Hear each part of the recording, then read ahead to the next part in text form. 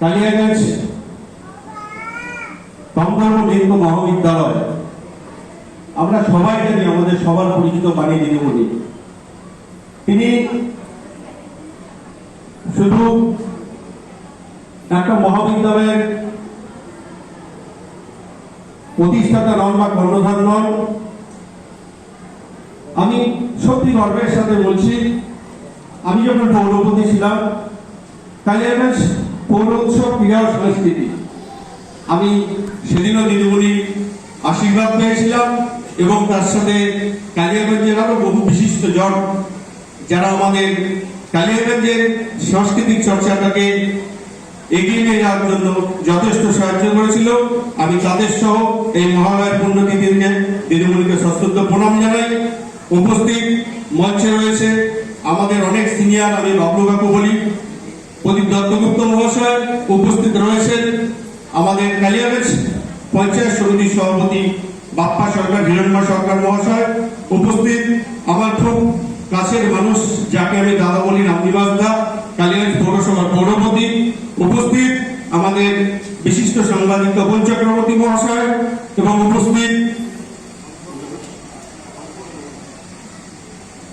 আমাদের মধ্যে উপস্থিত সিনিয়র ব্যক্তিত্ব যিনি বিশেষ জায়গা সম্পূর্ণ আমাদের শঙ্কর মহন্ত মহাশয় এবং তার সাথে আমাদের মঞ্চের সঞ্চালক পিপুদা থেকে শুরু করে আজকে গন্ধর্ব মহাবিদ্যালয়ের যে 50 বছর পূর্তি সাংস্কৃতিক অনুষ্ঠান, উপস্থিত সমস্ত বয়োজ্যেষ্ঠদের আমার সশ্রদ্ধ নমস্কার এবং ছোটদের শুভেচ্ছা। আমরা সবাই জানি আমাদের কালিয়াগঞ্জ সাংস্কৃতিক চর্চার শহর। এখানে বহু নাট্য দল রয়েছে যারা শুধু দেশে নয় বিদেশেও পারফর্ম করেছে। ঠিক তেমনি আমাদের মধ্যে আমি ছোট্ট একটা উদাহরণ দিচ্ছি, নাম অদ্রিজা। সে শুধু দেশে নয় বিদেশেও যাচ্ছে। এরকম বহু ট্যালেন্ট আমাদের মধ্যে রয়েছে। আমাদের মধ্যে পৌর উৎসবে যারা অংশগ্রহণ করেছিল তারা ন্যাশনাল স্তরে গিয়ে, শুধু রাজ্য নয় জাতীয় স্তরে গিয়েও তারা পুরস্কার অর্জন করেছে এবং তার সাথে আন্তর্জাতিক স্তরেও গিয়েছে। আমি সবাইকে আজকে এই পুণ্যতিথিতে শুভেচ্ছা জানাই। আজকে সত্যি একটা ভালো দিন। একদিকে যেমন দেবীপক্ষের সূচনা, ঠিক দুর্গোৎসবের প্রারম্ভ, ঠিক আমাদের আজকে জাতির জনক মহাত্মা গান্ধীর জন্মদিন, ঠিক আরো খুশি আমরা আমাদের দীর্ঘদিনের অপেক্ষা। আজকে রাধিকাপুর থেকে দিল্লি ট্রেন চালু হয়েছে, যে ট্রেনটি আমাদের দীর্ঘদিনের দাবি ছিল, সেই ট্রেনটি আজ চালু হয়েছে। তার সাথে আজকে আমাদের গন্ধর্ব মহাবিদ্যালয়ের 50 বর্ষপূর্তি অনুষ্ঠান। আমি বেশি কিছু বলবো না, উপস্থিত সবাই রয়েছে। আমি শুধু একটা কথা বলবো, ছোট্ট শহর আমাদের কালিয়াগঞ্জ, এখানে সব রয়েছে। আমাদের সাংস্কৃতিক চর্চা যেমন রয়েছে, মানুষের মধ্যে মেলবন্ধন যেমন রয়েছে। আমি অনুরোধ করব এই শহরের জন্য আমরা সবাই রাজনীতির ঊর্ধ্বে উঠে, ভোট হবে, ভোটে আমরা রাজনৈতিকভাবে লড়াই করব, বিভিন্ন পার্টি সেখানে লড়াই করবে, কিন্তু ভোট পরবর্তীতে আসুন আমরা সবাই মিলে কাঁধে কাঁধ মিলে আমাদের এই শহরটার জন্য চেষ্টা করি, এই শহরকে আমরা এগিয়ে নিয়ে যেতে পারি।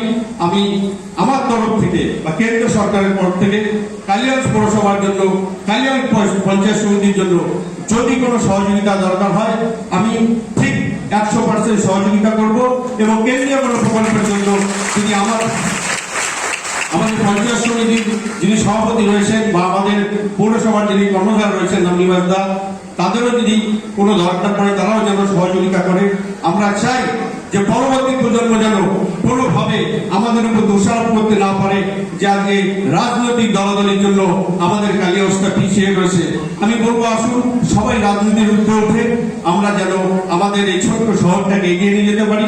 অনেক কিছু আরো চাহিদা রয়েছে, আপনারা চেষ্টা করছেন, আমরাও চেষ্টা করব, কিন্তু সেই চেষ্টা যদি একে একে দুই হয়ে যায় তাহলে হয়তো সেটা খুবই ভালো হবে। আজকে রাজনৈতিক দিক দিয়ে আমরা দূরে থাকলেও রামনিবাসের সাথে আমার একটা আলাদা সম্পর্ক রয়েছে, আজ থেকে নয় দীর্ঘদিনের সম্পর্ক। ঠিক বাপ্পা আমার বন্ধুর মতো রয়েছেন। আমি সবাইকেই বলবো যে আসুন। আর তার সাথে আমি এই গন্ধর্ব মহাবিদ্যালয়ের শুধু